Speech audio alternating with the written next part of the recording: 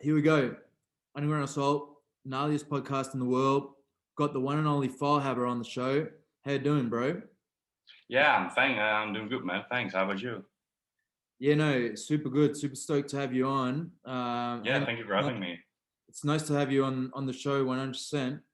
So, why don't we just start like with the basics? Can you tell me a little bit about your upbringing in The Hague, I guess, or in the Netherlands, plus how you started getting into music? Yeah, definitely. Yeah, well, as you mentioned, I live in The Hague, Holland. I've been living here all my life, born and raised. Yeah, not planning on leaving the city anytime soon. I really love it here, to be honest. Yeah, how I roll. Well, I kind of like roll into this whole music stuff. When I was, I think, 14, 15, I started going out with friends. And at first, it was like really going to a lot of beach parties with like house music and stuff. And I know that really introduced me to electronic music. And then at my 15th birthday, we went to Doer Festival in Belgium. And that was like the first time when I really got to see techno. And I can remember we were going to Lamfaki, and there is this video of him on YouTube, which he plays Further Trials from Phase. And like the whole crowd started screaming and stuff. And every time when I watched that, I just get goosebumps because that for me it was like the first one, like, wow, what is this? Like, what's this type of music? Like, I didn't know anything from the whole lineup besides a few like hip hop acts. But I just really went with my friends, and yeah, I just really fell in love with the music after that. And where my friends were more into like the housey part, I started liking like the harder stuff more and more. Mhm.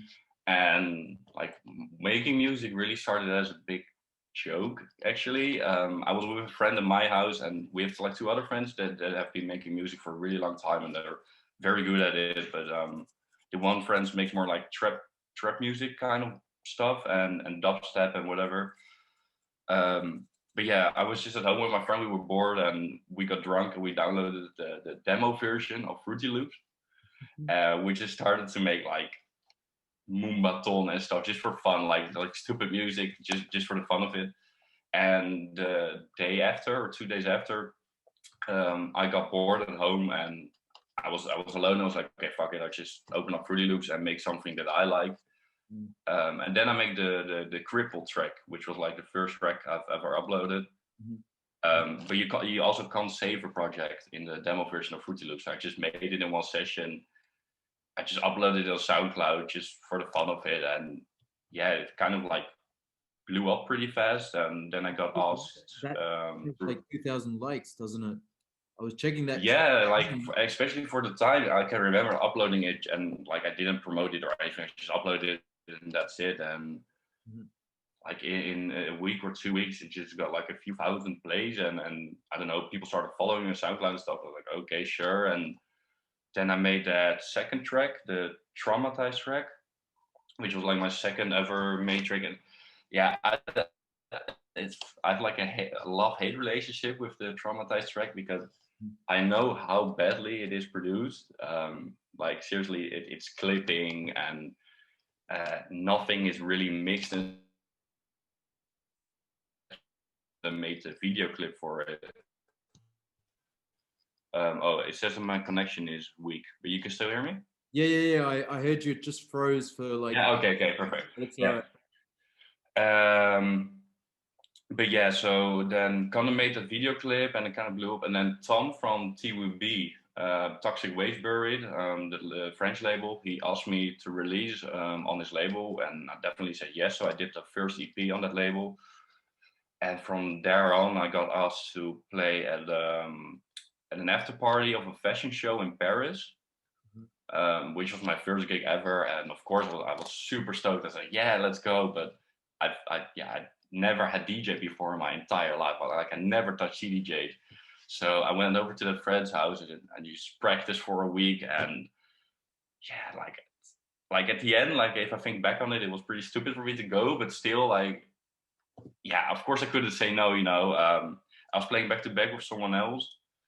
And actually on that night when I arrived there, I met a guy And he asked me, he came to me, his name was Valentine, and he said like, hey man, I'm starting this new agency with a bunch of friends, and we're looking for talented people. It's called Raw. Would you like to join? It's like, yeah, sure, of course, man. And like back then, not knowing how big Raw was going to be as it is today, you know.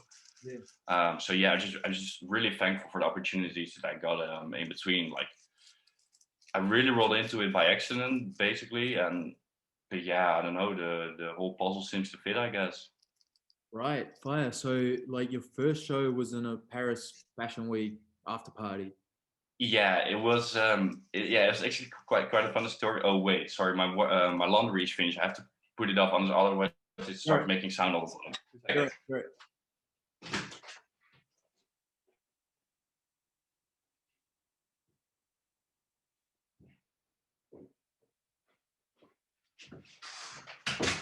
Yeah, so yeah, the first gig story is actually pretty funny. Like, well, funny, yeah, funny in a way. I was playing back to back together with a friend, Maddie. He was also on TUB. But yeah, as you can imagine, I was nervous as hell. So I went to Paris a week in advance to the gig, and I slept over at his place, and we were preparing the track list, like from beginning until end. You know, like everything was planned out. Um, my girlfriend at the time came over on the day of the gig together with a friend. Yeah, sure. Together with a friend of her who was also from Rotterdam. Like she was from Rotterdam, and they came over from Rotterdam to Paris to watch the gig. And went to the fashion show. I think the brand of the fashion show was Icosier. It's called. It's pretty cool brand in Paris. And then afterwards we went to the event, and we were supposed to do the closing right after Kamikaze Space Program. And yeah, we were playing back to back, and the gig started.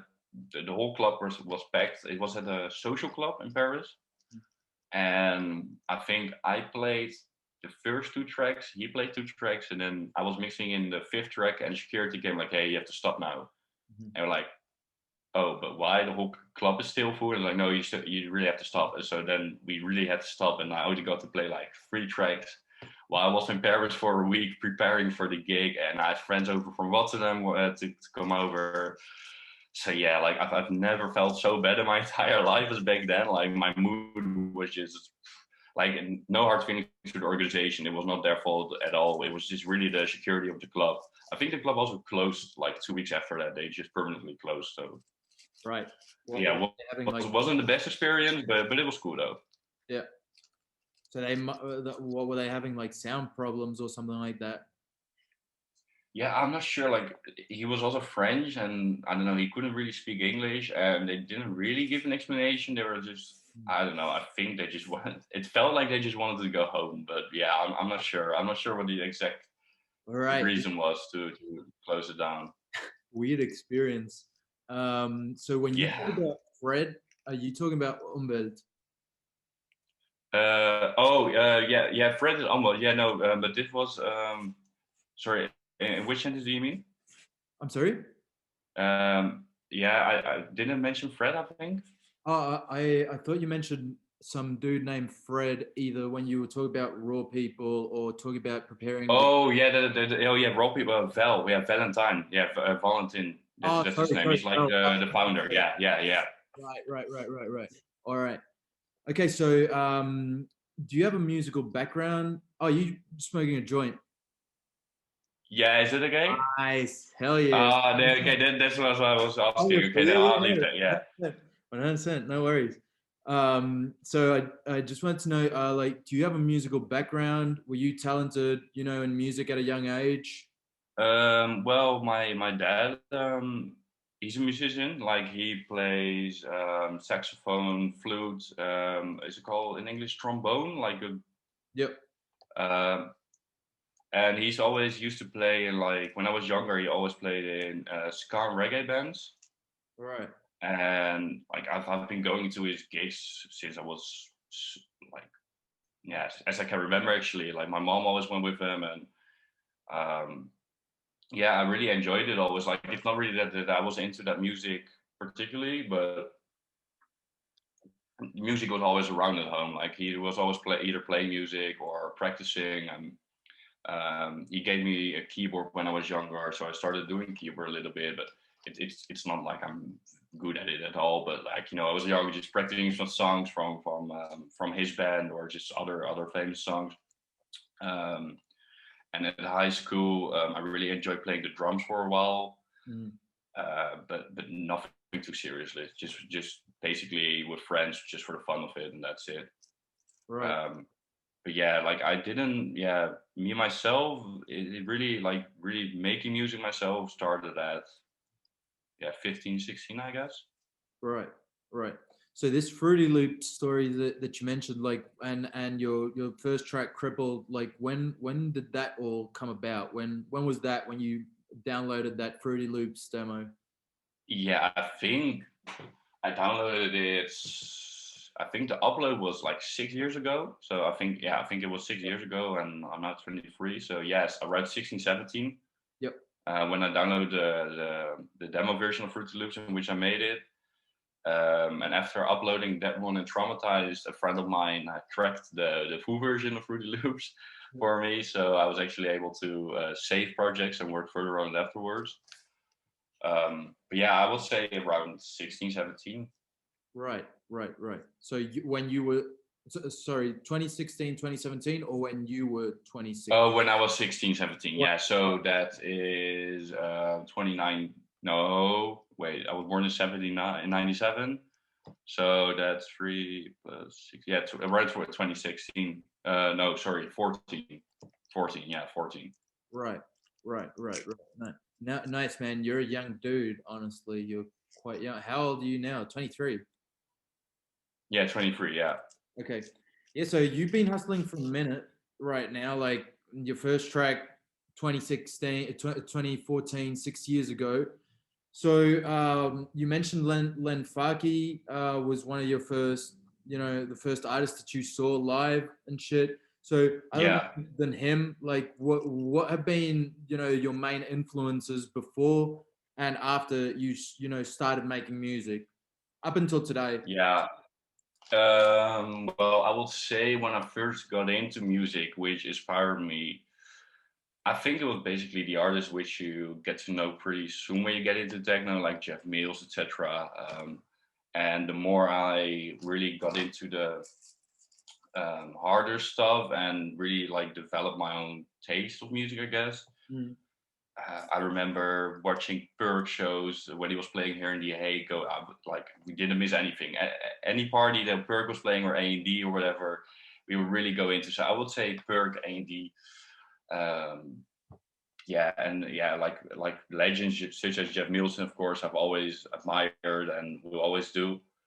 Nowadays, to be honest, I don't listen to techno that much. Like I listen to it when I'm digging for music, of course, and also sometimes when I just feel like I need inspiration. I just like to listen to a few tracks that I like, and that sometimes helps. Sometimes it doesn't. Sometimes it makes me feel like, oh, why can they make such a good music and I can't? But most of the time, most of the time it helps. And yeah, then I would say it's KRTM is something that I really like. Still, like I Models, of course, also has very special productions. But yeah, I don't know. There's just so many people to mention, and especially the new generation. There's so much undiscovered talent going on, and yeah, in Paris there's a really exciting scene. Here in The Hague, there's also a lot of younger or older people that really start to come up. Mm-hmm. And it's sometimes pretty hard to keep up with all the music that's coming out because it's so much. But I think that inspires me most. Like, wait, you just froze for a second. You were saying that it's like music is coming out, and it's difficult to keep up. Yeah, like it's kind of hard to keep up sometimes with all the stuff that's coming out, but like there's so much undiscovered talent, and I've always been a big admirer of like the underdog, the new kids on the block are for me the most exciting ones. Yeah, right. Nowadays.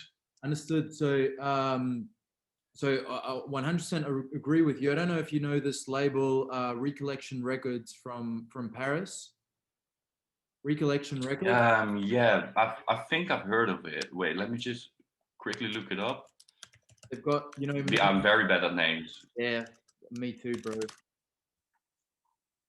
Recollection Records. That's right. Ah, right, with Midnight. Yeah. I've seen that. Oh, I'm actually doing it. Yeah. Yeah, I've seen it. Yeah. They have some very exciting releases, definitely. 100%. Like this, you know, neo rave, like new rave, whatever you want to call it, scene coming out of Paris. I also really enjoy, um, you know, artists like Claire or the Chronics, Bipolar Disorder Records, Recollection Records, CLTX, like all of these artists that are leading like this new rave scene. Also, really enjoying that shit. Yeah. But the question that I've got is like, what do you like? What are the older generation people inspiring like this new generation wave to you? Because you're also part of this new generation. Umwelt, crazy artist. I've listened to his project, this 100 seconds to no, what was it? 100 seconds to midnight record is his last project on his label. Like, how do you feel like or by which artists do you feel like this new wave is being influenced by, like yourself? Yeah, I think a lot of people. Well, he's also the new wave. I was about to say I models, but he's also really new wave, of course. But um, like, there's nothing wrong with getting inspiration from a track, but you often notice that people really try it. Like, especially when he released that Dreamland track, which was like a hard techno track with melodies in it, and then boom, this whole just hype came from like techno tracks with melodies. And like, as I said, I'm a big fan of the harder stuff, but sometimes also at gigs I notice it that people really go for it. It has to be 160 BPM, or people that do an opening set with 140 BPM or something like. Of course, I like playing hard, but if I'm booked early on the night, you adapt to that. Yeah. Like this newer generation has some very exciting talent in it, but to be honest, it's also a lot of copycatting. Is that correct? And yeah, I don't know. It's all right to look at another artist and like, you should never compare yourself, but you can get inspiration out of it, but to just never copy the idea of a track. Or and yeah, I don't know. I can imagine that, especially with nowadays, it's getting much and much easier for people to produce music, because where you a few years back you need to buy a mixer, analog gears, etc. Now you can just go on the internet, download something, and you can make an awesome track. So of course it's also quite logic that you have so many people that are releasing tracks nowadays. And of course, the easier it gets, also the more not so well things that will be released. But I will say that the new generation is really like following the wave, which is like they're kind of falling back into the 90s sound nowadays, I think. And of course, like, also my productions are much influenced by that. But yeah, like, I don't want to sound like a dickhead, but once I start noticing that there's like a wave coming up, and once I start noticing that my production is also in that category, yeah, I would prefer actually to, as nowadays when I'm producing basically so many different type of projects. And lately have nearly made like ravey tracks or something. It's also more like ambient experimental stuff. Yep. So yeah, I don't know, like I think a lot of young artists get inspired by also the younger artists that are really popping up right now. Because if I hear most of the demos that I get sent, to give an example, you'll hear a lot of like IM models, or 9x9, or whatever influence, instead of like an yeah, I don't know, let's say a Jeff Mills, or one of the earlier legends. But yeah, I don't know. I think it's really important to never forget those people. And yeah, I don't know. People should dig more back into in what techno has brought in the early 90s or whatever, because even now when I'm looking for music, I discover some tracks that were made in the 90s. I'm like blown away. Maybe the quality is not as perfect as it is now right now with all these big mixing studios and stuff, but man, the rawness of those tracks are incredible. I understand, man. Like sometimes I also listen to some records from the '90s, like old school shit and stuff like that. And Yeah. when I started listening to techno, I was like, "What the fuck?" Like they used to, have the same music in the '90s. Like this is already Yeah. been done. You know what I'm saying? Yeah, I know, right?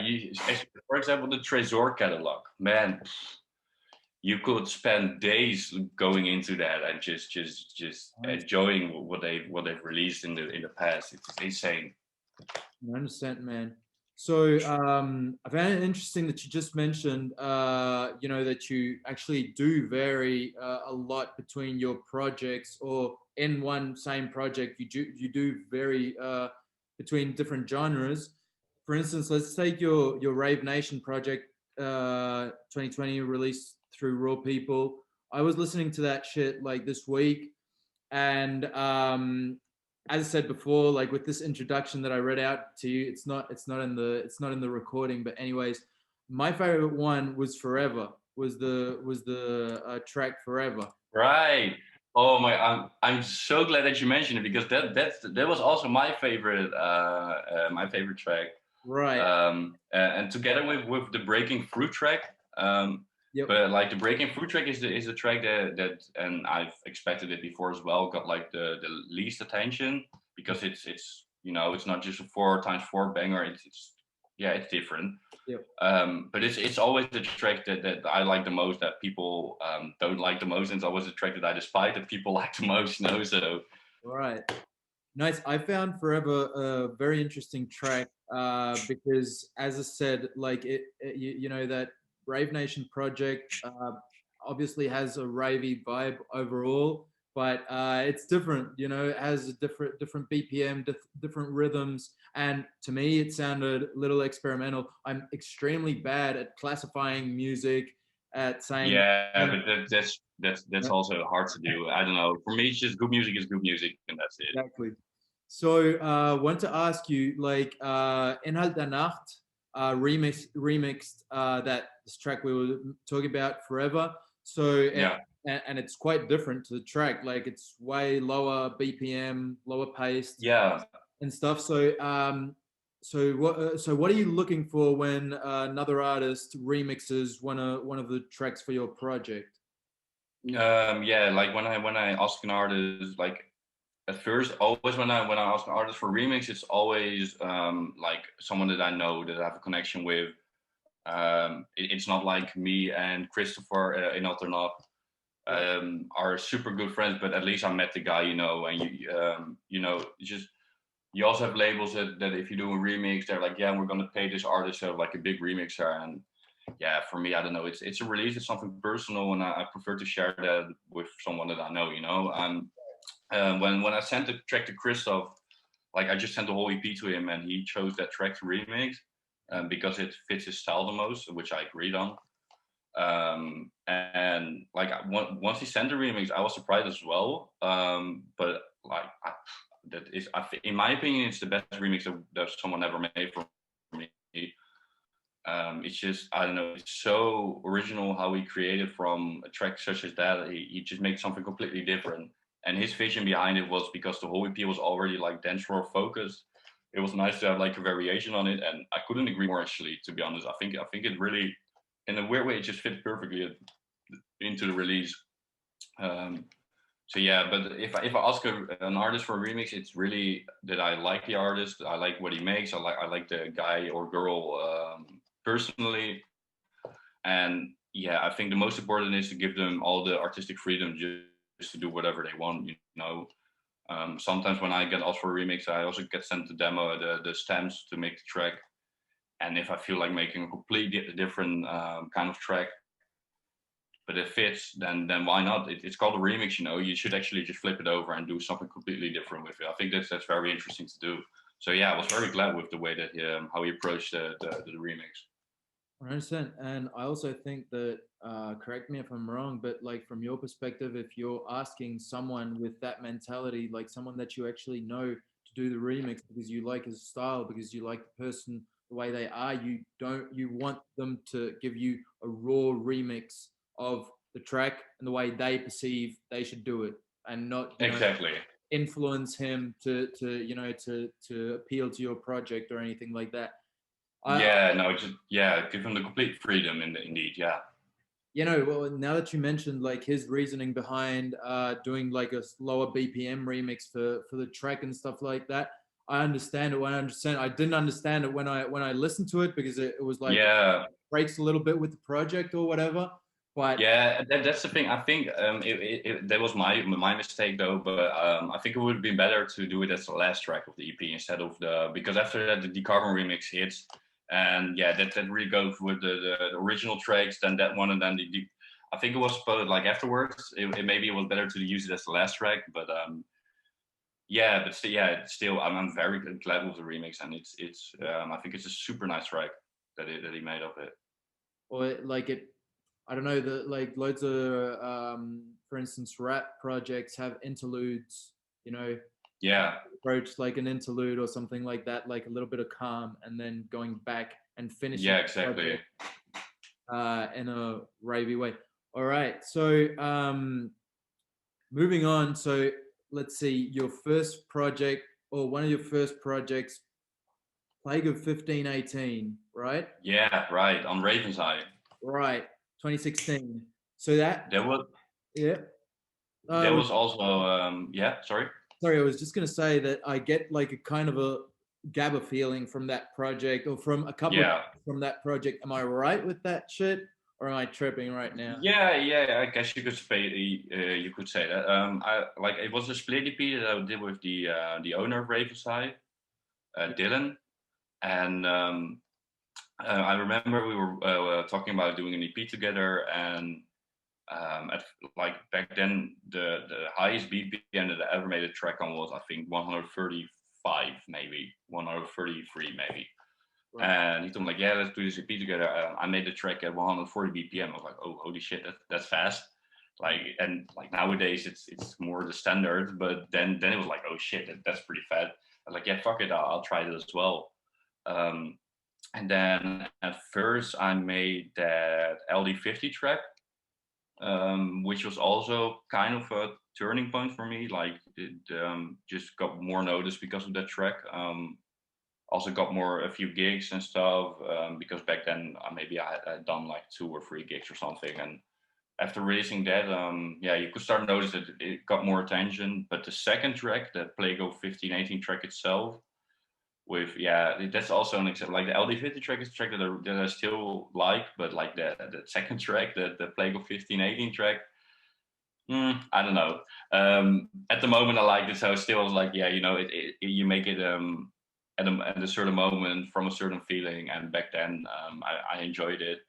But also on that track, I think I made it, and I think there's even something on the main channel, which like kind of mix your sound and compressed or something. Mm-hmm. But because of that, and at the beginning, you have like this break in which in which you can only hear the synth. And I played it once at the club, and it teared your ears apart. Like the high sounds, the high frequencies were so high, and I wasn't wearing earplugs. And you could almost see everybody doing this, So yeah, but yeah, I think you could say, especially the second track, is kind of like a gabber film because it is kind of like a gabber kick, I guess, and yeah, it's a bit higher BPM. So yeah, definitely. Right, nice. So another label I really like that you've released on is Obscure Records. I Hate Models, for instance, probably the biggest artist that's released it. Talk, Yeah, other artists like that. Your project repetitive behavior is extremely like, I don't know. As I said, I'm extremely bad at classifying into genres and stuff like that. I would say it has a really industrial vibe, sort of like similar to Break or something like that, which you've also remixed for. This card is my favorite track on the project. What can you tell me yeah. about the way you approach that project? and what your creative process looked like when approaching the project. Yeah, definitely. I think I made a track while I was living in Berlin. Yeah, I made the EP when I was living in Berlin when I did the internship at Trésor. And I remember, I think the first track that I made was the Monomania track, which was more like a repetitive techno-ish track, I think. And just arriving in Berlin, going out there, hearing different music than I hear back here in The Hague, or Rotterdam or whatever I go out in Holland. I think that really inspired me back then. The flashing light track was really, I don't know, I was more in the mood of like a spacier track, I guess, like not just harder stuff. And then the discard track was because I had and the repetitive behavior track, of course. Yeah, I don't know. I really like working with vocals. I still do. Like, and in a lot of tracks, I actually work with vocals.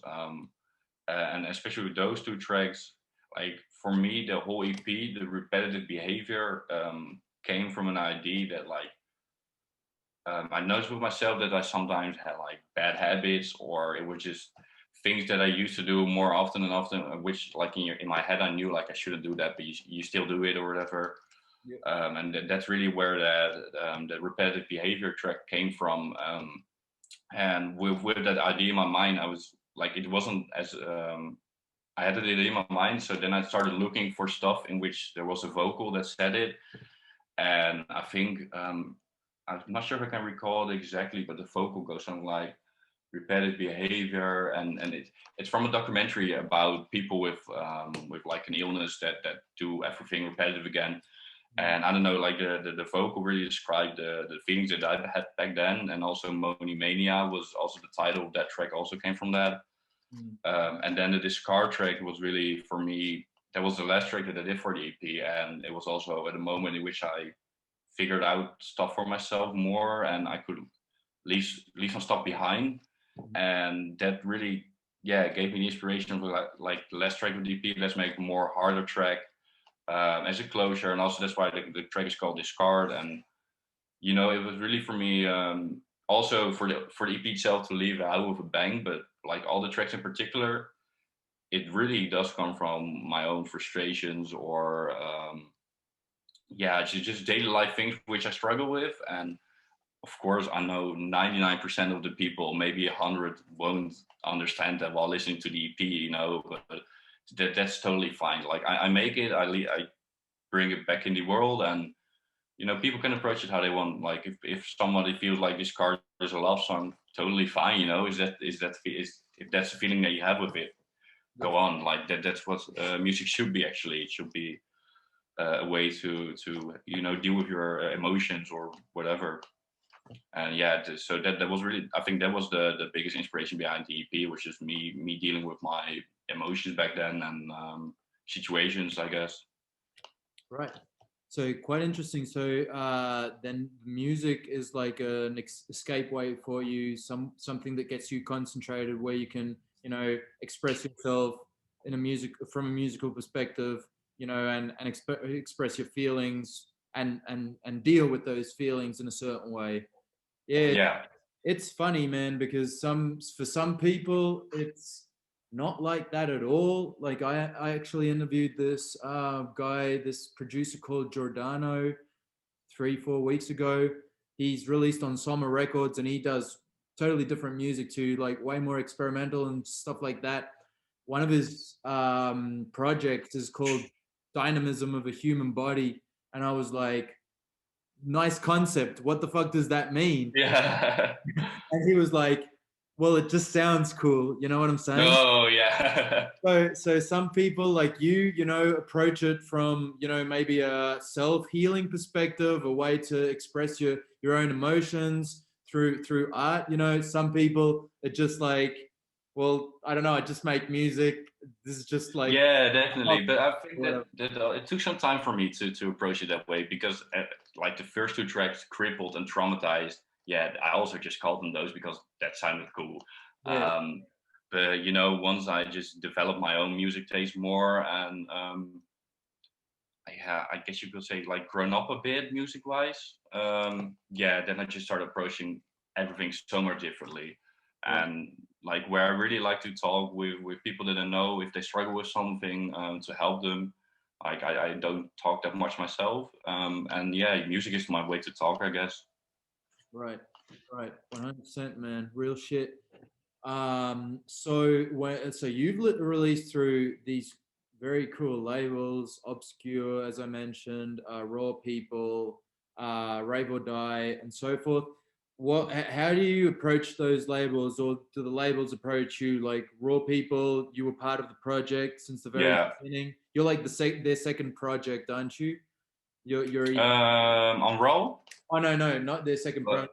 No, you released on Raw People before. yeah, I'm not sure. I'm not sure if it was EP number 1, 2, 3, or 4. I'm not sure, but I think it was quite in the beginning. But they asked me at the beginning when they just started up. But on the TWB label, I did the first EP ever. And basically, like all the releases that I've ever done, it's just that people ask me for it. Like I'm really not the guy to send around demos saying like, "Hey, can I release on your label?" As I said, same goes with the artists that ask for a remix. It just feels more natural if I know someone personally, have a connection with. And yeah, I don't know. All the releases really came naturally, just talking with friends that I have. And for example, Obscuur Rec, he's a really cool guy. TVB Tom, you know, it's all people that I speak to often. And Yep. and the Rave or Die release with Fred Umwelt. I sent I sent a few tracks to Tom from TWB, and he told me like, yeah, you should send it to Fred for release. And I think at first I sent him the whole Rave Nation EP actually, and that Kick track at first it was also on that EP. Then he said like, oh yeah, I would really love to release that Kick track actually. So then I took it off that EP and used it for that release. But I think that's the only release in which I really sent music to someone to check if they would like to release it. But we had some conversations before about the possibility to do so maybe. So yeah, but I would never randomly email a label of a guy that I don't know, like, hey man, here's my music. I don't know, it just doesn't feel right. Right. No, well, interesting perspective as well, because loads of people send demos and shit. I think it's Yeah, which is totally fine. It's totally fine, of course. But yeah, I don't know. It's just not my thing. And yeah, I don't yeah, know. understood. Just let the art speak for itself. Yeah, I know, right? And I don't know. And once I want good music will always get recognized eventually. You know, and maybe it takes a bit more time if you do it in a just go with the flow way. But Yeah, yeah, for me it's totally fine. I really prefer to work that way. 100%. Like probably is your personality simply. You know. Uh, Yeah. You could say that definitely. exactly. So, how would you say your music has evolved along the years, and which is the most special project to you, and why? Ooh, well, I think my music evolved a lot during the years.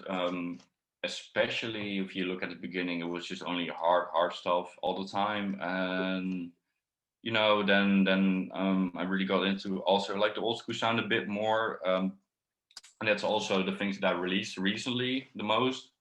But those were tracks that were made quite some time ago. So if I will look on the music that I'm making right now, for like I'm working on the album right now, like a 10-track album, and yeah, there's also like one really hard track on it, and one like really experimental hardcore-ish track.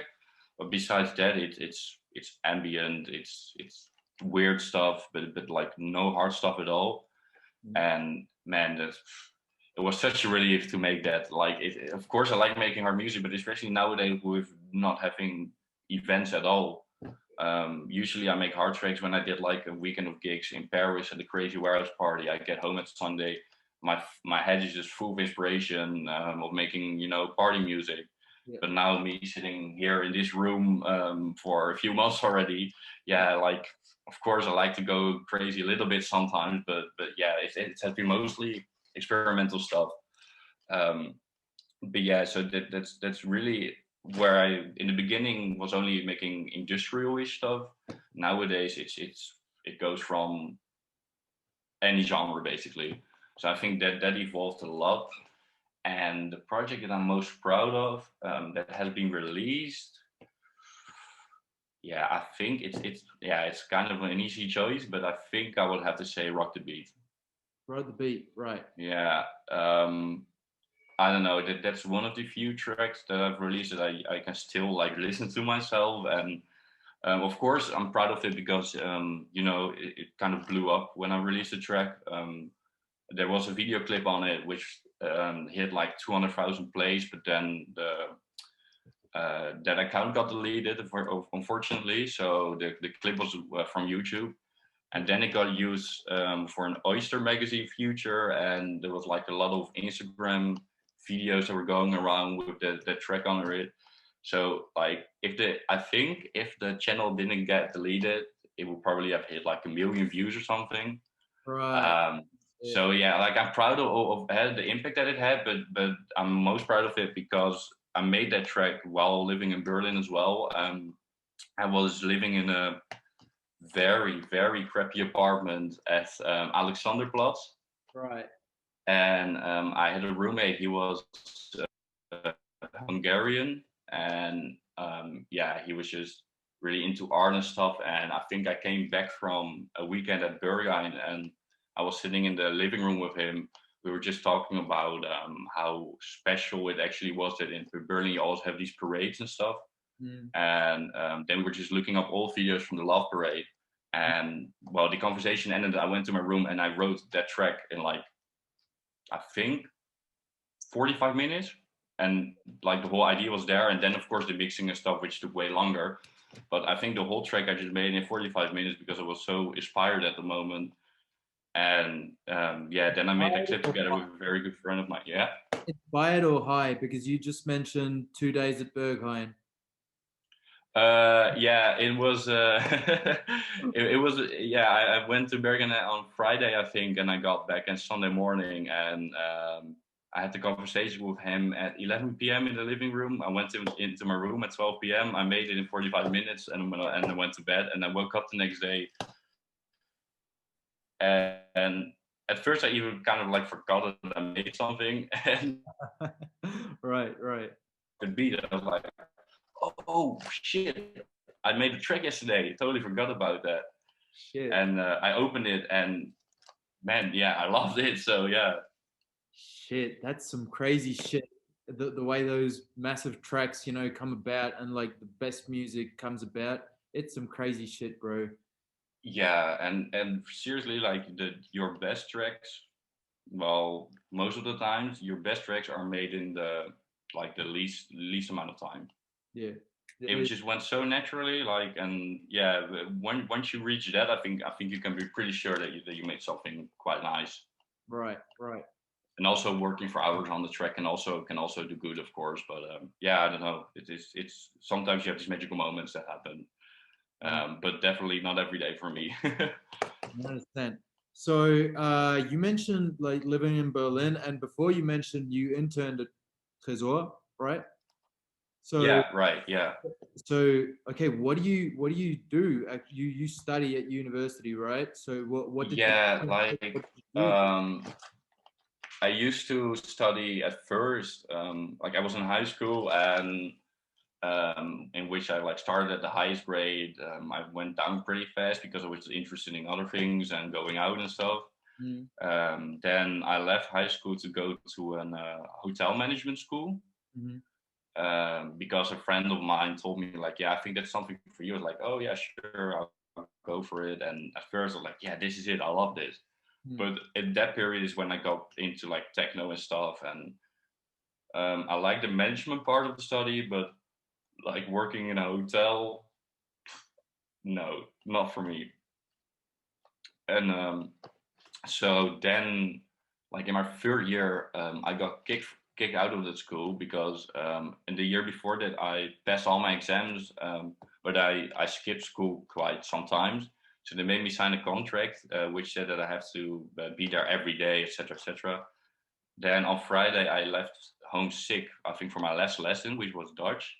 And on Monday, I arrived back at school, and like the head of the school came to me like, "Yeah, you can go home because you're kicked out." I was like, "What?"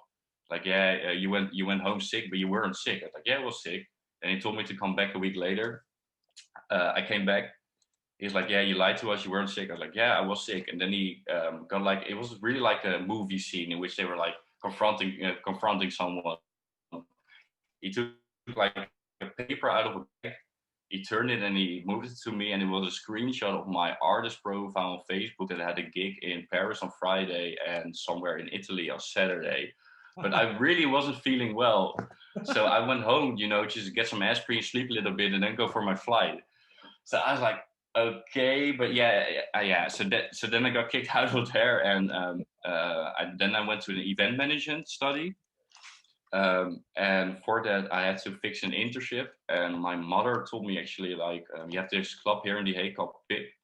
And she told me, like, yeah, don't you want to do an internship at PIP? Because she knew that I always went there, and that's really the go-to place here in The Hague. Like, yeah, I would love to, but how, She's like, yeah, I know someone. Like, okay. Right. And 2-3 emails further, I had a conversation there, like a job interview. They hired me. I just started. I did more like travel hospital. Sorry, mate. Just one sec. It's freezing. This shit is freezing. Oh. Wait. Let's see. Now I can hear. Is it okay now? Yeah, now it's okay. Yeah. Okay. Sorry, my that, connection is a bit bad sometimes. You're right, mate. No worries. You said that this club in The Hague hired you for the internship. Yeah, they hired me for the internship, and I started off cleaning the stairs and really started at the bottom there. Then they made me do like the travel part, booking flights, hotels, etc., the hospitality basically, artist dinners, etc. And then I rolled more into the promoter role, like booking artists together with someone else there. And at that time I was studying, I changed to the event management study instead of the hotel management. And because I was already working at the club, they let me finish the study in 2 years instead of 3. Right. So that was quite nice. But in my last year, I had to do another internship besides PIP because, I at that time I just really worked there as a promoter. And because it was my job, it was just easy to stay there for my first internship. For your second internship had to be somewhere else, of course. Mm-hmm. And I remember we went to Berlin with the promoting team of PIP, which was me, Andrew, and Luca back then.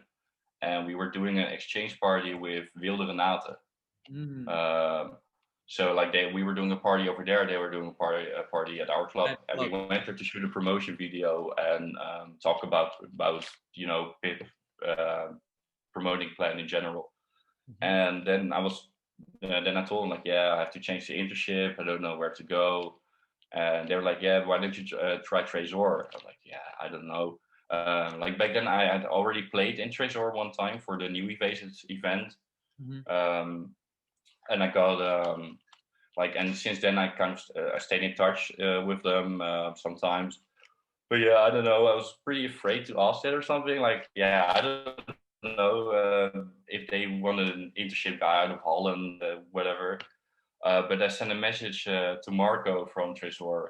It's like, yeah, sure, I'll give you the email address. And then I emailed them, and they told me like, yeah, you can come over in the summer to have an internship interview. So I went there, and I remember walking to the building. I was like shaking. I was so nervous. And I sat down with Diana from Trésor, and it was a job interview of, I think, 3 minutes. She's like, yeah, sure, you have the job. And it was so nice because Marco really, told some stuff about me to her already. And she's like, yeah, Marco told me that you're a good guy. And so, yeah, you can come.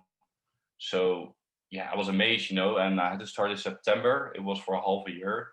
Mm-hmm. And yeah, it was really the best experience ever. It was so nice working there. At the beginning, like the job interview that I had was in English, and I thought that everybody was speaking English there. But yeah, of course, everybody was speaking German. And like, I can understand German all right, but like my speaking abilities are not so well. Right. So I remember getting there my first day, and like I was so surprised that everybody was German, even like the computer systems were in German. And I was like, shit, what am I doing here? But yeah, I could pick it up pretty easily, and yeah, it really it was the best time ever that I had there. It was so nice. Right. Super nice, man, that you were able to do your internship and then spend a year as a fucking producer, as a fucking artist in Berlin. Just a Definitely, like a small definitely. exchange year, probably was super good for your creative process and to widen your perspective. Did you also have gigs at Tresor while you were internship doing your Yeah, yeah. They like at first I played the new Base event where I got to know them, and then while I was working there, I think maybe I know the exact dates. I think I did the opening on the 24th of November right? downstairs, and I did like somewhere in the middle. I think in maybe October or something. And then in January, on the 19th of January, I did my own event there because for my graduation, I had to organize an event. And they told me like, yeah, you can do your own club night, which was, man, that was the best night of my life. Like I was playing like a stupid drinking game with a few friends 2 days ago, and one of the questions was if there was one moment in your whole life that you want to relive, which moment would it be? And I was like, yeah, that night. It was like doing my own event there, and it was super successful. And it was the longest. Like at first, I wanted to do the opening because of my own event, I don't want to, yeah, book myself as the closer. But the people were sort of like, no, you have to do the closing. Yeah. So I did the closing, and I started at 6 or 7, and I ended at 1:30. So it was really my longest set ever. Yep. It was crazy. It was really the best experience ever. Crazy. So you organized like the whole Nacht, the Yeah. night and everything. Shit. Yeah, like I had Pip doing the Globus room, and they really brought out a super cool lineup with like The Hague legends. And downstairs it was Oliver Abelos, T99, Right. Talisman, and me.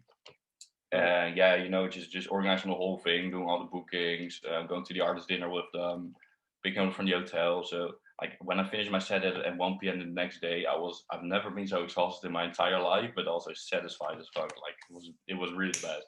That was 19th of January 2019, Yeah, right? yeah. I just got this shit up here. Funny shit, man. Congrats for that. Yeah, thanks. Yeah, well, I was so thankful that I had the opportunity to do that. Yeah, they're super nice people at Tresor. They're extremely nice people. Yeah. And at Orm also, I think same people will be running that shit. Yeah, definitely. Just 1 second. I've got to go to the toilet. Just take a piss. Sure. Yeah, of course.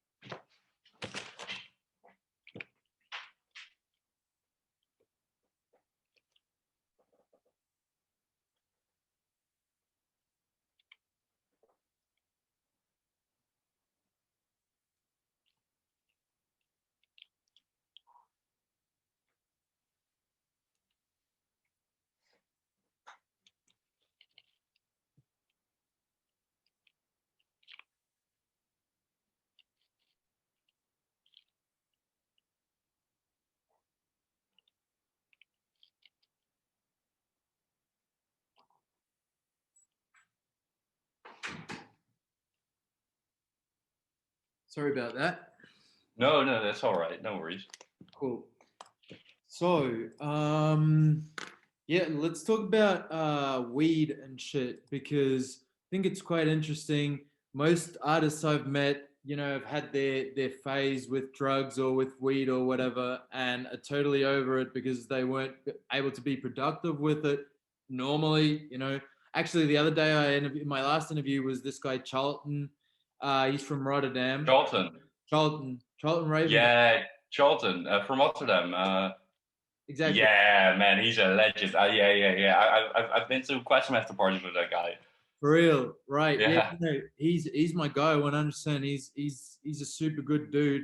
He's yeah, 38. He's still smoking or whatever. I'm just like, yeah. what's up with Dutch people, man? Like, I also had my phase where I was smoking weed like crazy and shit, but I just wasn't functional with that shit. So what's it like And for you? um, totally agree. Definitely, like at first, like I mostly, if I spoke out, I mostly spoke hash instead of weed. Because yeah, I don't know, like I like weed when I just go hang out with friends, but if I have to be productive, then no way. Um, I often make the mistake, actually a bit too often, that I have like a free day. I'm like, yeah, I'm gonna start making music. I get up in the morning, get breakfast, and then I just go to the coffee shop. And then and really, for me, if I smoke before starting to produce, then 9 out of 10 times I just end up doing basically nothing, just working on one sound all the time and not really being productive. So I try to prevent it as much as possible lately. And what I do now is just that I just start working on music in the morning mostly. If I make a new track, then just work on it for a few hours.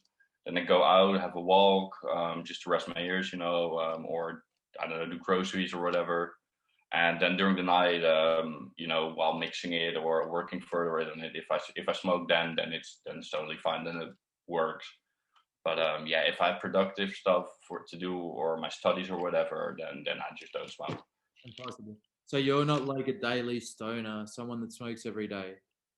Yeah, well, now I have holidays. It's more often, but yeah, like I also have school nowadays, like 5 days a week. So Right. yeah, and if I just have school stuff to do, then I just do that, and then I can easily leave it. Right. But yeah, now with the holidays, it's a bit more. But I'm also planning on after New Year's Eve to just take it all easy again. Yeah, 100%. No, when I was well, I'm 1 year older than you, 1996. But like Yeah, a year ago, I was smoking way more weed. Like now, I don't smoke at all. But I've been smoking for like 5 years or some shit. I was just like I've gone through my studies and everything, no problem. yeah, But I know that it's made me, when I was smoking that much, it just made me like way more lazy and shit like that. definitely, But I man. want to ask from your perspective, like I've lived in Australia and in Germany, in Berlin, and in Berlin, like the weed you get normally, from a normal dealer, it's always like hybrid shit. Yeah, you can't Yeah. really get, the sativa or the indica or whatever. But you guys have the choice. Like you guys just go to the coffee shop. Like what's your strain? Yeah, like I remember when I was living in Berlin, it was such a pain in the ass fixing weed. I always had to go to this shady bar to sit there and fix it. Well, I was used to, walk out of my house and just having a coffee shop around the corner. Yeah, But yeah, here, like where I live now, yeah, mostly I just buy hash, like Hia hash.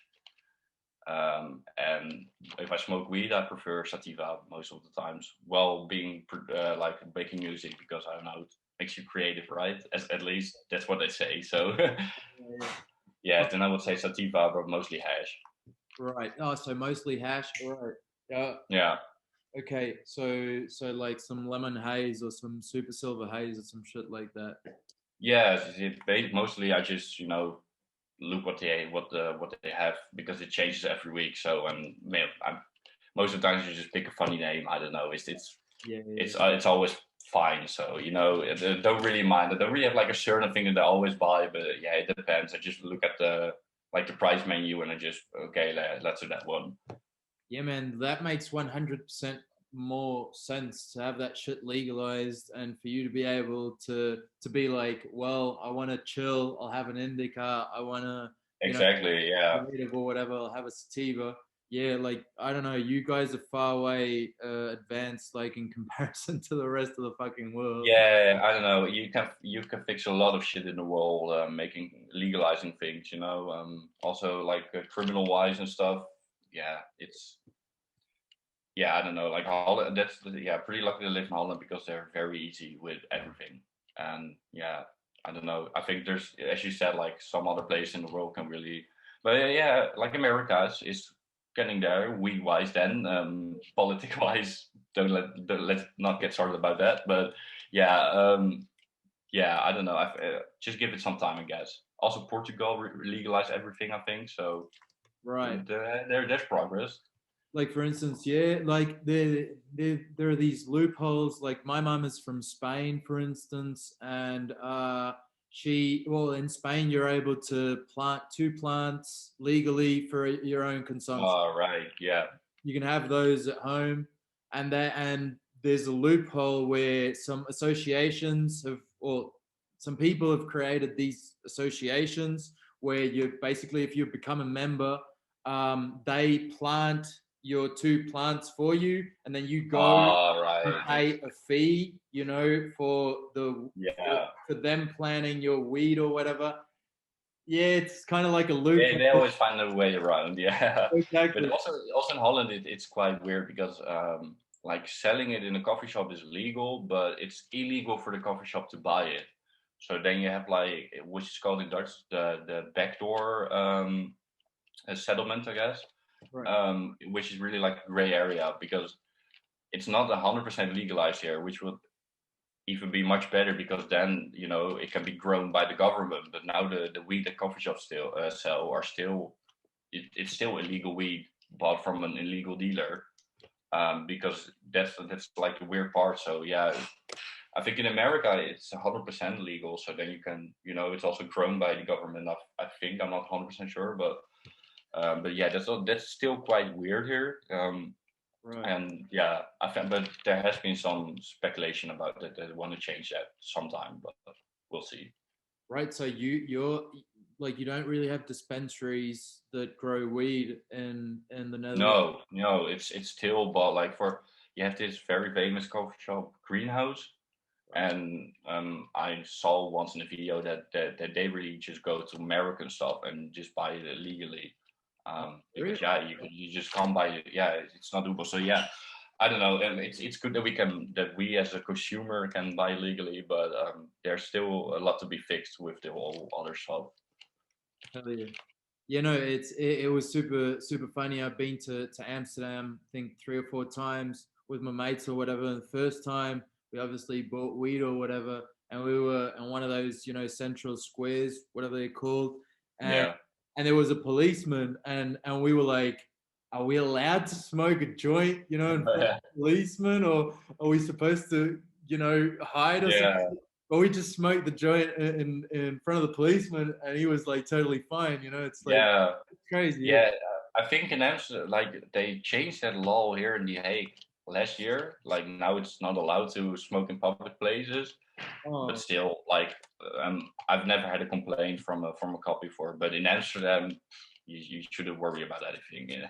right. Amsterdam is a whole different world. How did you like Amsterdam? Like, to be honest, I don't really like Amsterdam that much. But Um, how is it going there as a tourist?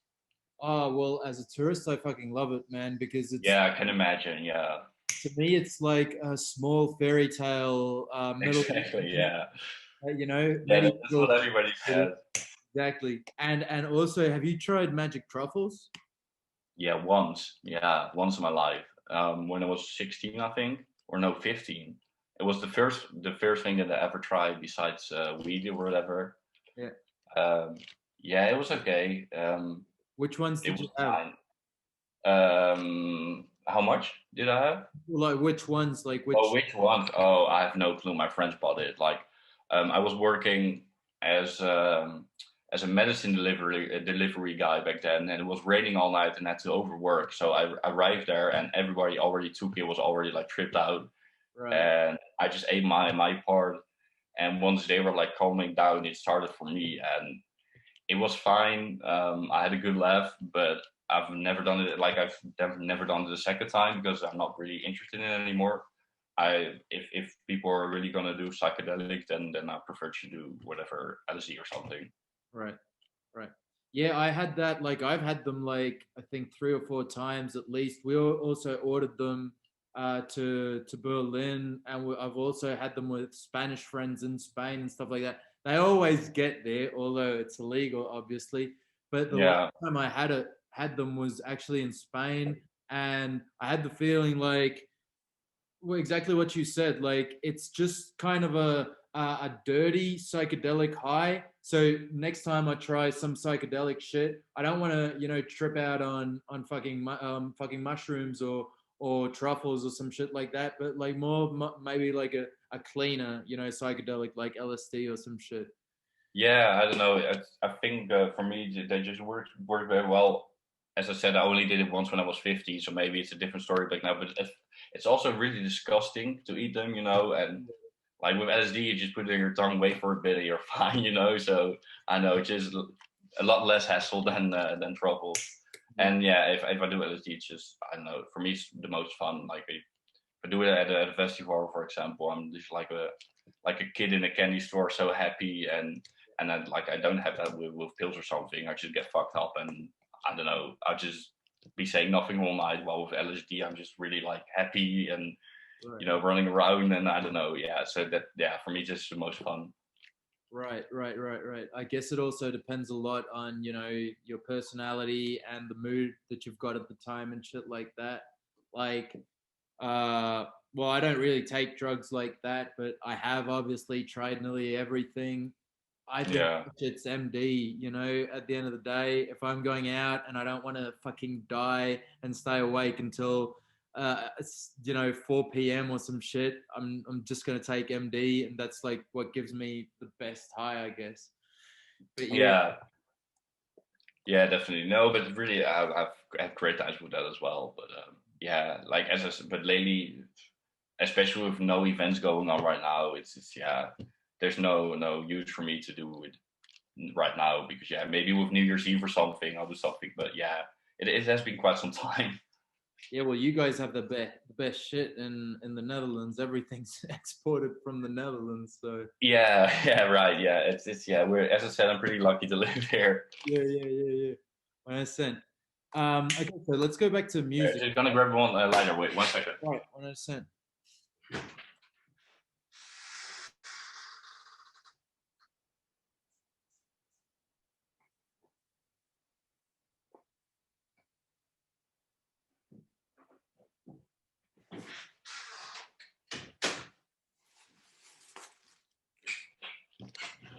Yeah, so go on.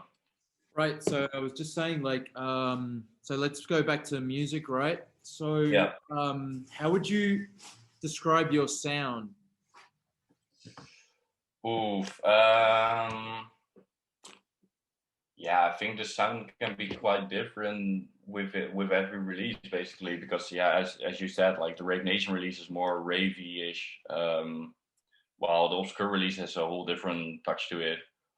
Um, but I will say, like, if somebody asks me about music in general, and they say like, "Oh, what kind of music do you make?" I just always answer with techno, because yeah, that's still like the main thing. Um, but yeah, I guess you could say, and I can totally imagine if people classify me more in the industrial area.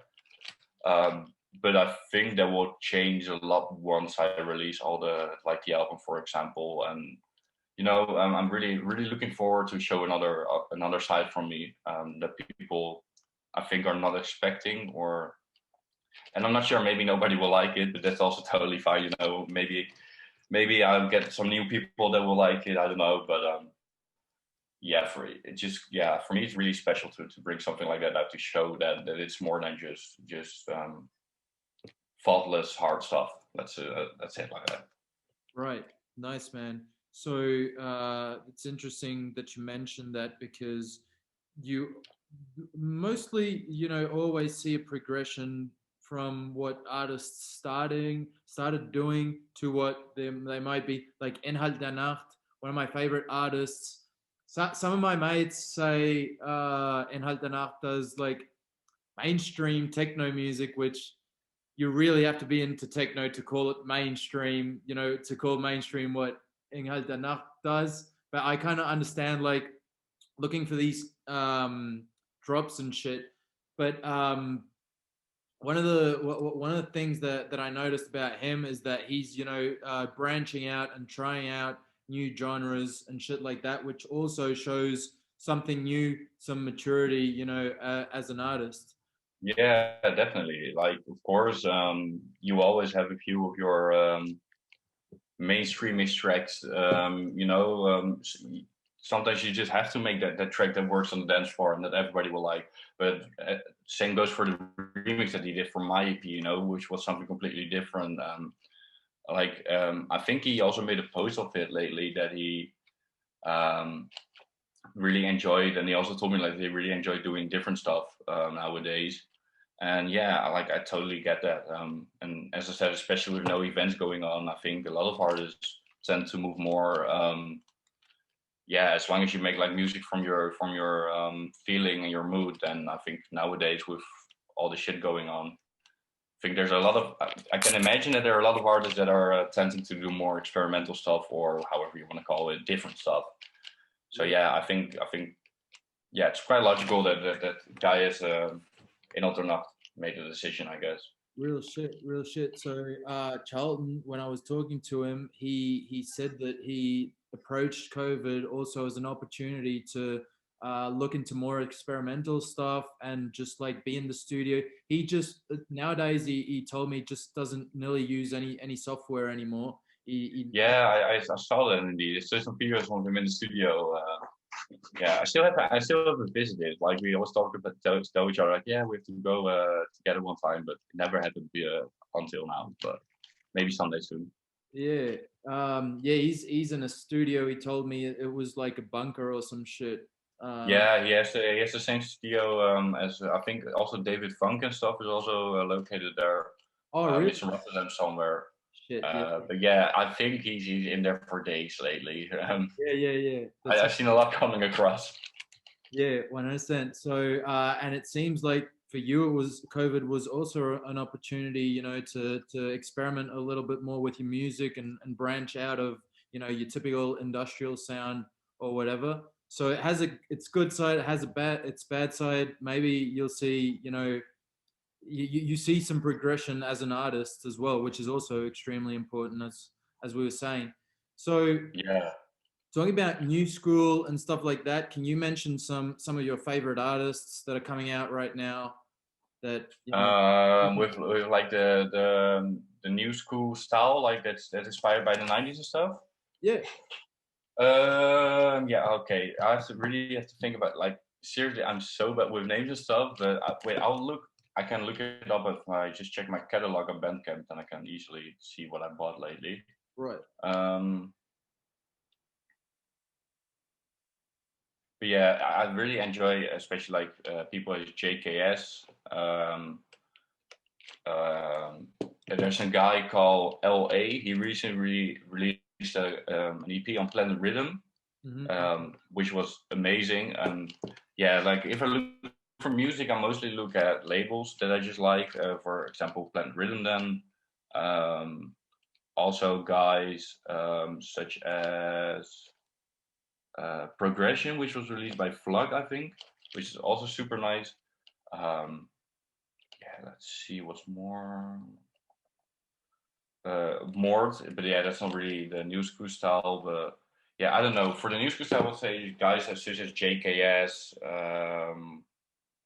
Yeah, like to be honest, the new style, the new old school style tracks that I play myself are also like really old tracks. Like when I look for music, I have a few YouTube accounts that I follow, which are like guys of I think 56 years of age that just only upload like old vinyls and stuff, and those are really like heaven for me. Like they introduced me to so many nice tracks, and those are mostly like yeah, just tracks out of 1990 something. Wait, I have a few examples of that. If I just go to Beatport, give me a few.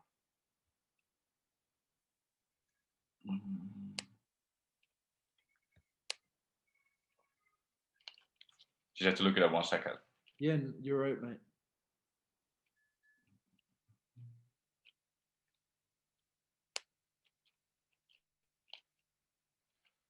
Oh, and I also recently found this guy.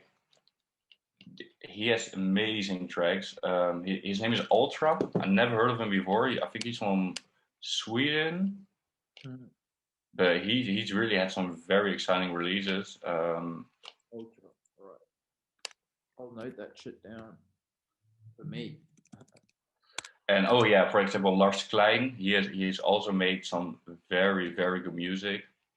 Mm-hmm.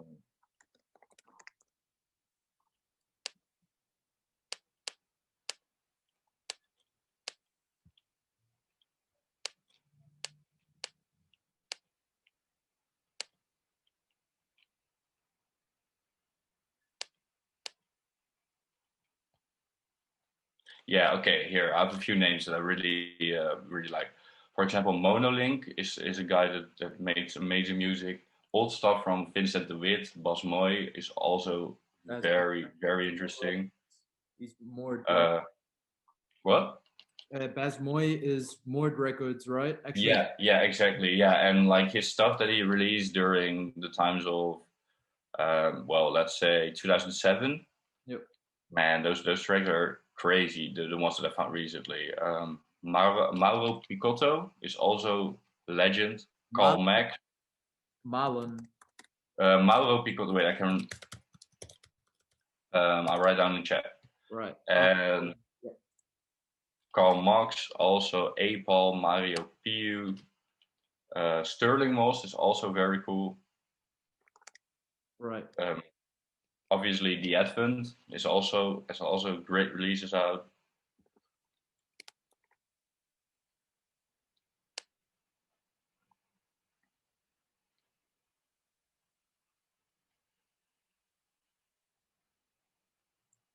Oh, and Brixton, that's also an artist that's really exciting.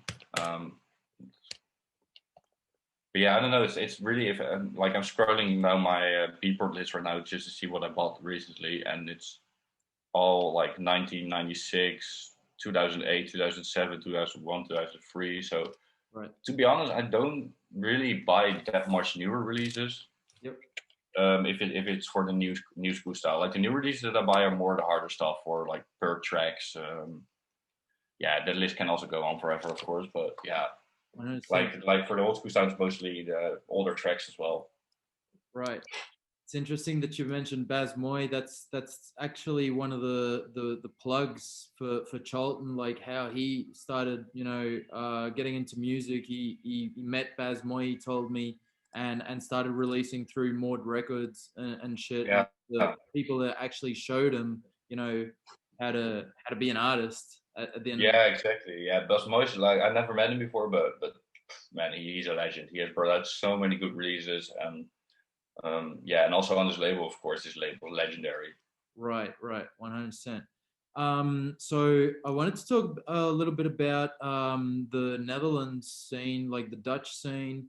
What are the biggest clubs, like the best clubs in the Netherlands, in your opinion, obviously, and what sound are they trying? What's the Dutch sound nowadays that people are trying to appeal to?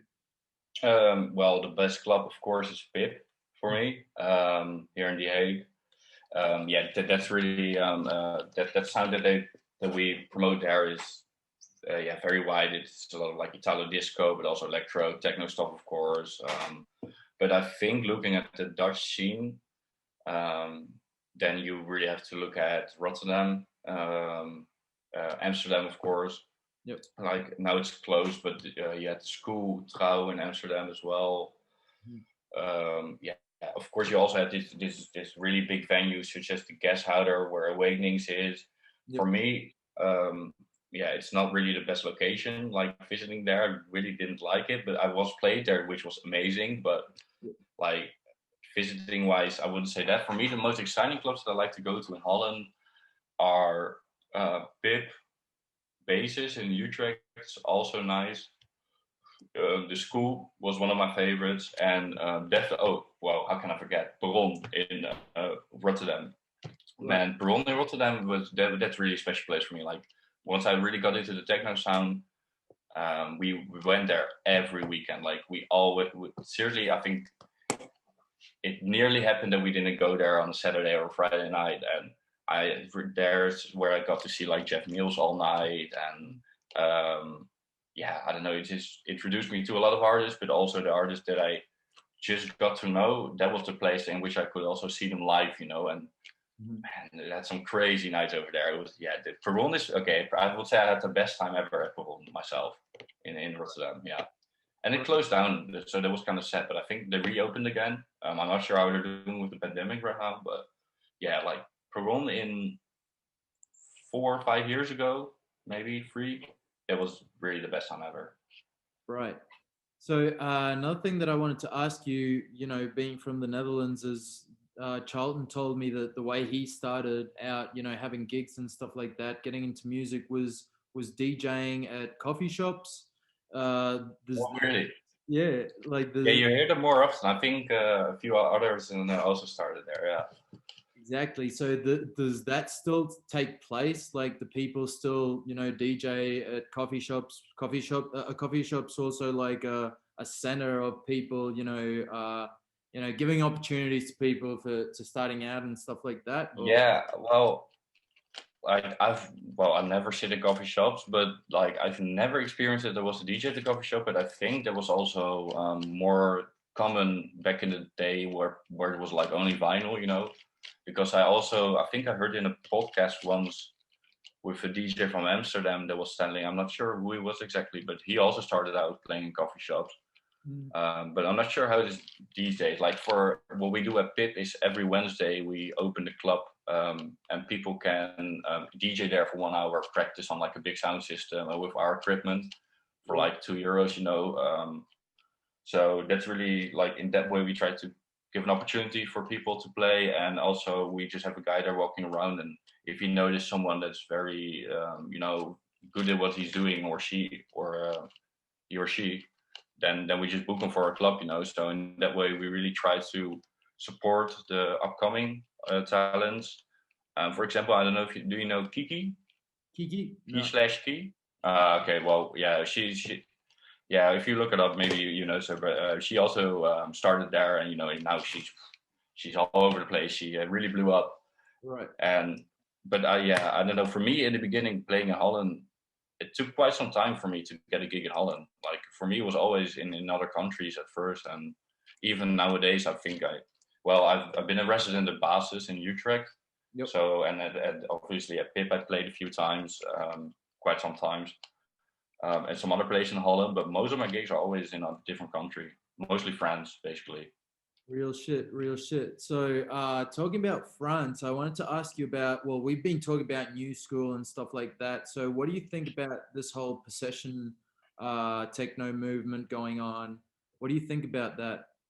It's very exciting. You have like so many good organizations. Um, but it has a good and a bad side. Like playing gigs and warehouse parties is incredible. It's really the best experience ever. Um, but yeah, it's also partly illegal, so it's also kind of like shady if the police come with getting raided or not. I Yeah. also heard some pretty crazy stories of people like dying at events and stuff. Like I'm not 100% sure what's true and what's not, but Mm, because if it's illegal, it's a risk that they take, because of course there should be some people, medics of course, but yeah. yeah, I don't know. The party scene playing there is crazy. Like it's the best crowd to have, definitely. But yeah, you also have a lot of. It's always very young people that organize those events. Most of the times it's for the first time ever.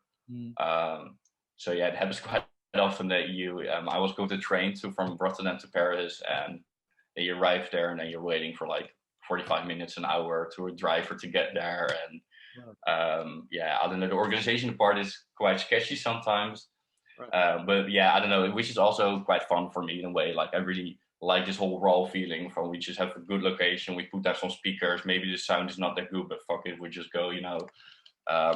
Partying experiences there is yeah, one of the best, I could say, definitely. But yeah, it also has some dark sides into it.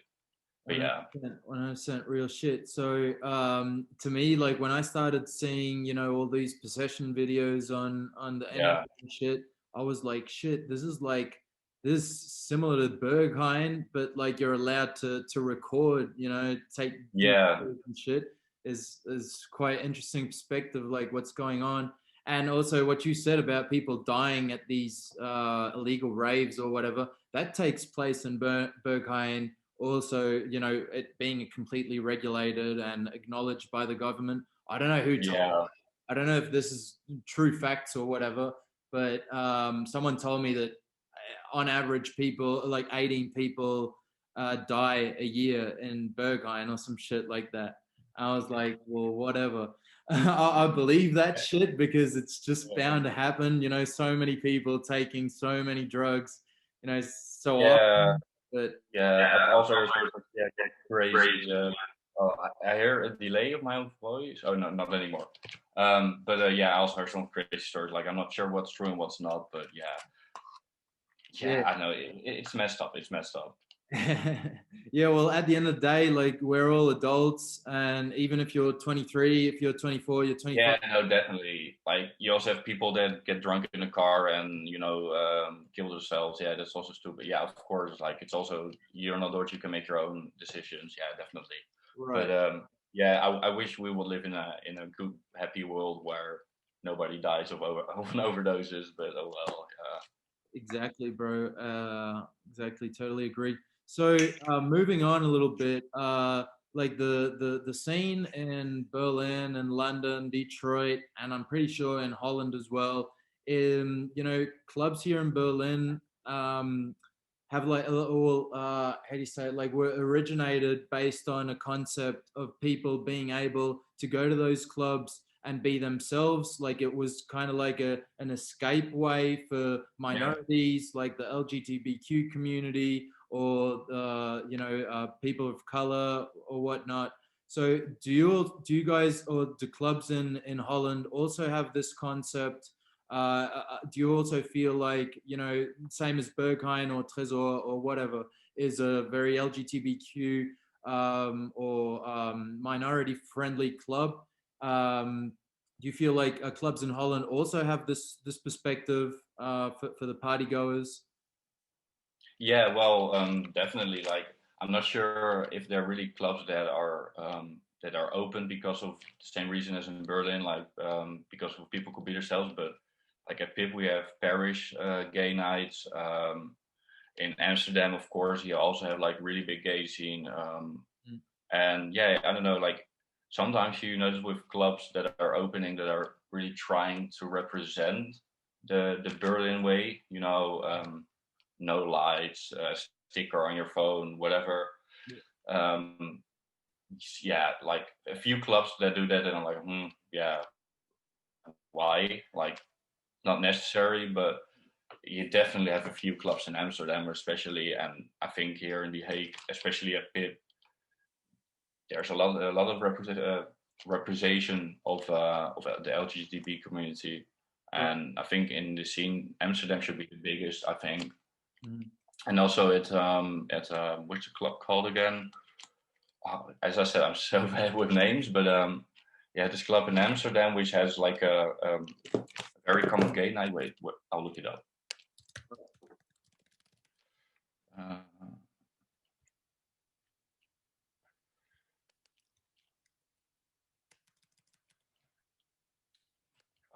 What's the name of the club again?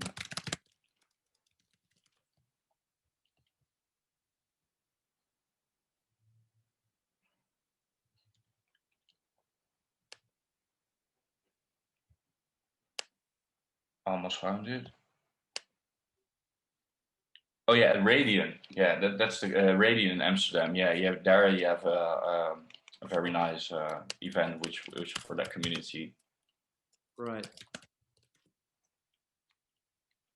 Spieldown. Spieldown. That's the name of the organization. Yeah, I think that's for me the most exciting one right now. Right. Nice, man. So, just to start wrapping this shit up, like I always try to, you know, ask. It's a stupid question, but like, could you tell us, you know, a crazy party story that you've had, either as a DJ or a club attendant, that you'd like to share with us? Okay. Yeah. Sure.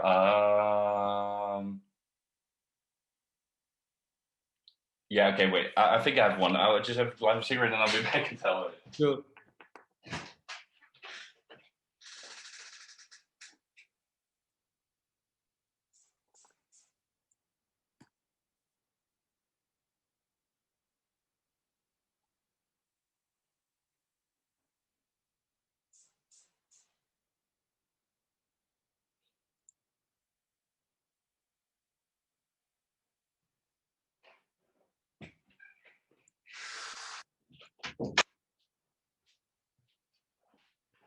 Okay, let's see. A crazy party story.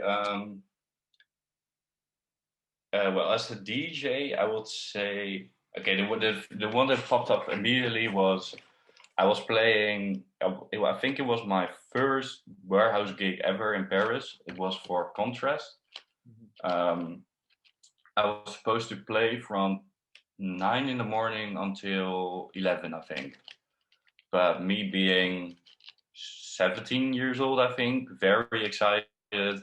Um, so I went there at 10 p.m. already because I wanted to see the party. I wanted to see everything, I want to see the whole event. But yeah, as you can imagine, if you get there at 10 p.m. and you have your gig at 9 a.m. And yeah, you get a few drinks and whatever. So yeah, I wasn't. I was quite fucked up, but I could still function, of course.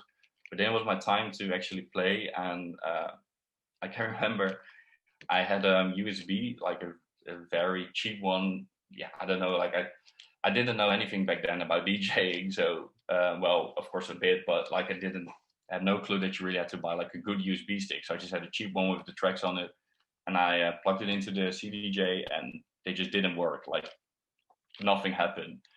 So I was like, shit. I was stressing out, and then I told Diederik, the guy from Obscuur, he was playing after me. But I told him, like, yeah, can you start already? Then I'll see how I'm gonna fix this, And then there was one guy at the event who had a laptop with him, with a USB. So he told me, like, yeah, you can use my laptop and plug in your USB to my laptop and transfer the tracks from that USB to my USB, which works. So I was like, oh, thank you, man, thank you so much. And well, it worked. So I did the gig, and it went totally fine. Like it was one of the craziest experiences ever. First warehouse party, everybody was going crazy, jumping around. Then, well, my gig was over. I went back to Holland, and I still had that USB with me because I couldn't find the guy during the night anymore. So I wrote him on Facebook, like, hey man, I have your USB. Can you give me your address? Blah blah. He was like, yeah, here's my address. So I think 2 days later, I sent it by mail. Well, I never heard anything from the guy again, so I thought, okay, it should be fine. And I remember then last summer, I played in Paris again on a summer rave, and there was a few videos of me playing a few tracks, and it was posted in a few groups in this French community groups. And I was like this same guy commenting under it, like, yeah, the pig stole my tracks, blah blah blah blah blah. And so I like, what? I just had I never plugged the USB into my own computer, whatever. I just put it in the envelope and sent it to him. And but yeah, like, we're cool now. I sent him a message like, hey man, sorry for the misunderstanding. Here is a screenshot of me that I actually bought all those tracks. Yeah. But yeah, I don't know. Like, for me, it was a weird experience. At first, it was my biggest gig ever. Then everything got ruined by the USB sticks. Yeah. But yeah, and then that happened like 5 years later. Funny shit. But yeah, and the crazy, I don't know. It's not like a crazy party story, but it was the first thing that popped into my mind.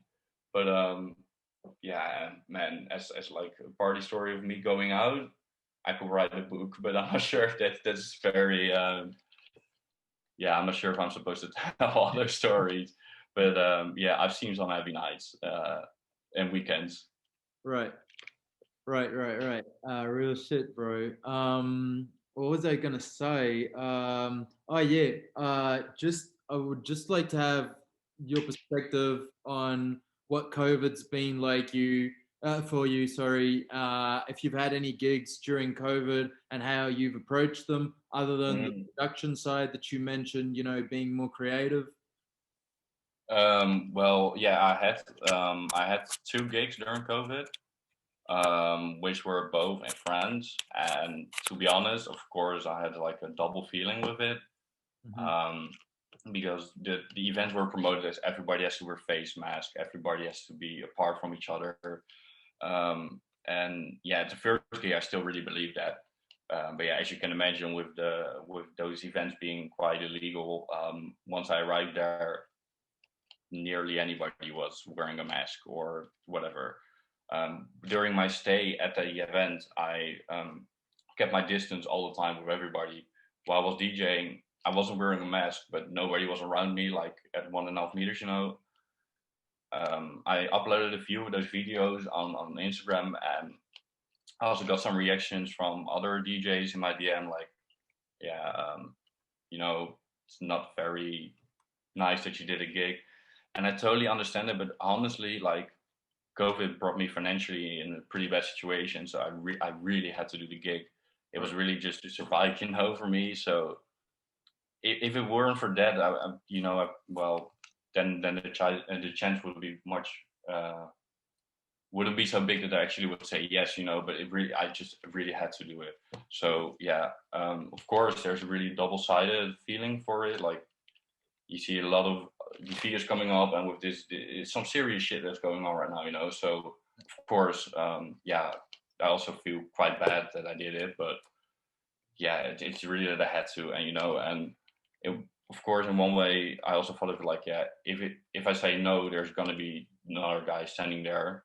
So it's like, yeah, it's not a good excuse, I know, but like the event was still gonna happen, and of course, after that, I also made a decision, you know, to post on it on Instagram publicly, and yeah, there's a lot to say about that, of course.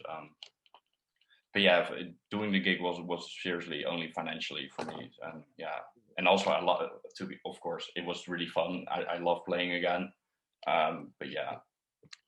Yeah, no, like I guess that's, you know, one of the sides. I see loads of people criticizing other artists or producers, whatever, criticizing, you know, other DJs doing gigs in illegal raves during COVID and stuff. It's irresponsible, whatever. But you also have to understand the other side, which is your side, which is some people are dependent or financially dependent on doing those gigs. You're an artist, you're established, you know what I'm saying?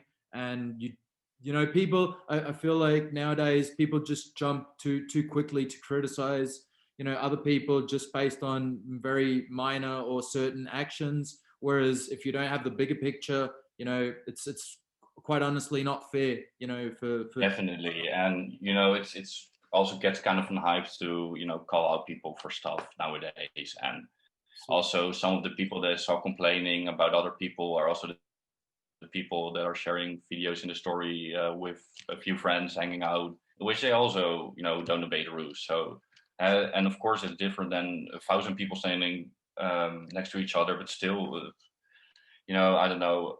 Every I don't, people just really like to criticize about anything, basically, and you know, make an issue out of everything.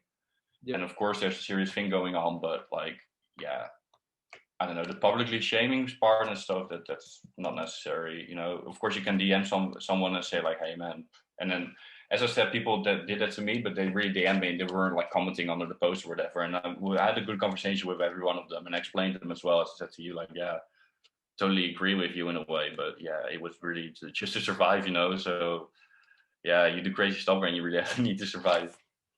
100%. Yeah, no, that's a weird tendency that society's going through, you know, just criticizing based on, you know, some minor information, just jumping Yeah. to real easy conclusions. I don't think it's fair. And and yeah, we're all doing, you know, our best to survive and to do things right. So Yeah. listen, bro, appreciate you very much. Thanks for the conversation. Is there anything Yeah, thank you for having me, man, and I hope that yeah, that was a good conversation for the podcast. very interesting to have your insights. Is there any projects you'd like to promote? Anything else that you'd like to talk about? What I have coming up is I have a remix for this French band Contrevacant. Yeah, sorry, my French is not good, so I'm not sure how to pronounce it, but that's coming up. Yeah, obviously the album, but that's gonna take a bit longer than expected. Well, okay, I was expecting it, but it's gonna take longer. And yeah, and a few other remixes which are coming up later in January, yeah, beginning next year. And oh, and two VA releases for Razans in France, which is an organization, and another one for Inception. I'm waiting for the masters of both of them, so I think those will be released soon as well. So yeah, there's a few things coming up. Right. Real shit, bro. Well, thanks for the conversation as well. Appreciate you, dude. And thanks everyone for listening. Yeah, thanks, man. Thank everybody. Thanks.